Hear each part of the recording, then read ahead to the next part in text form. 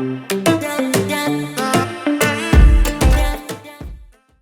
pretty much intimidated by anything that requires like cable or cord hookups, but I had to get this digital HD TV antenna.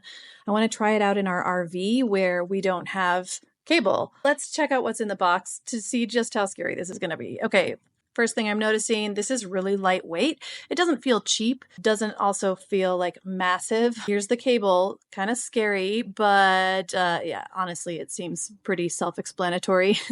I think I can figure out what goes to what with this. And this does feel like it's made of a really high quality material. This HD TV antenna is indoor or outdoor. It supports 4K Ultra HD in addition to just full HD. Oh, it comes with screws. That's a little intimidating. We'll have to see how that goes. They look very sharp. Maybe that's because they're outdoor. Honestly, this seems much less complex than I feared it would be, so I'm feeling a little more confident going in to install this in my RV. Stay tuned.